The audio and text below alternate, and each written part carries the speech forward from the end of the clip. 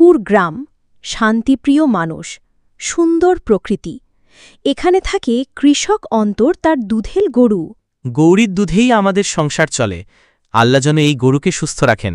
এই দেখ, ছোট্ট বাচ্চাদেরকে নিয়ে মাহিন এখানে কি করছে রে? মনে হচ্ছে চুরি করার দান্দা করছে।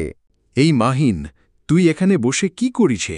কিছু না দাদু, বসে একটু গাছের হাওয়া খাইতেছি। হাওয়া খাচ্ছিস না? হাওয়া কি দেখা যায়? তাহলে তুই খাস কেমনে? আরে দাদু, যাও তো এখন, বকবক করো না।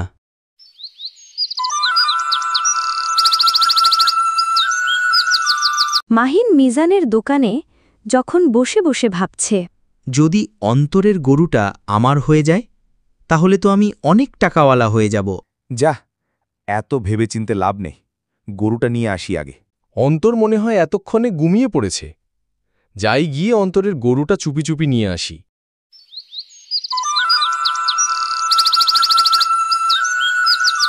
পরের দিন সকালে অন্তর এর বাড়িতে কান্নায় ভেসে উঠছে। হায় আল্লাহ, আমার গরু কে নিয়ে গেল? হে খোদা, তুমি আমাদেরকে দেখো না একটু, কে নিয়ে গেল আমার গরু? গ্রামবাসীরা যখন রাস্তা দিয়ে হাঁটে তখন দেখতে পায় মাহিনের বাড়িতে একটা গরু বাঁধা। আমি এখন টাকাওয়ালা হয়ে গেছি। দেখো, পায়ের ছাপ মাহিনের বাড়ির দিকে গেছে। চোর চোর, মাহিন গরু চুরি করছে।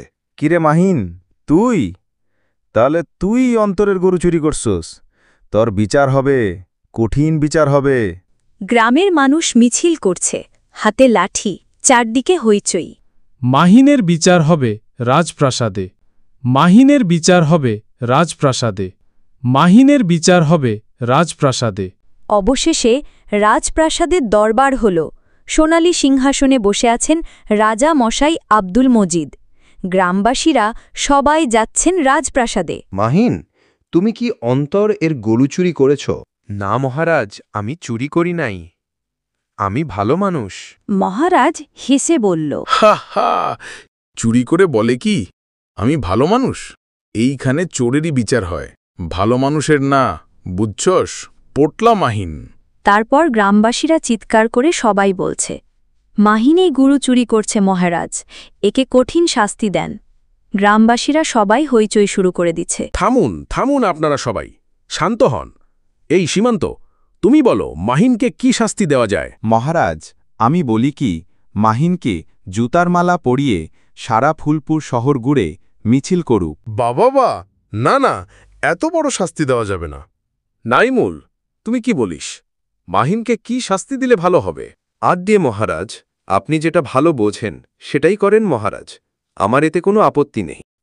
এই শোনেন, চুরি করলে শুধু রহিম নয়, পুরো গ্রাম ক্ষতিগ্রস্ত হয়।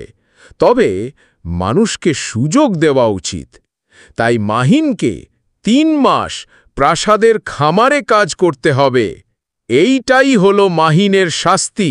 অন্তর, তুমি কি কিছু বলবা? হে মহারাজ, আমি আমার গরু পেয়ে অনেক খুশি। আপনাকে যে কি বলে ধন্যবাদ দেব। হয়েছে, আর প্রণাম করতে হবে না আমায়। আচ্ছা, বিচার তো করেই দিলাম, সবাই তাহলে যার যার গ্রামে চলে যান। তারপর গ্রামবাসীরা সবাই চিৎকার করে বলছে, জয় হোক, জয় হোক, আব্দুল মজিদ মহারাজের জয় হোক। কিরে মাহিন, ভালো হয়েছিস তো? এখন থেকে আর কোনো দিন চুরি করিস না। হেরে, এখন আমি চুরি করা ছেড়ে দিয়েছি। এখন আমি আর চোর নয়, এখন থেকে আমি ভালো মাহিন। তারপর অন্তর এর সংসারে আর কোনো দুঃখ রইল না। তাদের সংসারটা এখন আগের মতো আনন্দে ভেসে উঠেছে। অন্যায় করলে শাস্তি হয়, কিন্তু সুযোগ পেলে মানুষ বদলাতে পারে। তাই আমাদের সবার উচিত সৎ পথে চলা।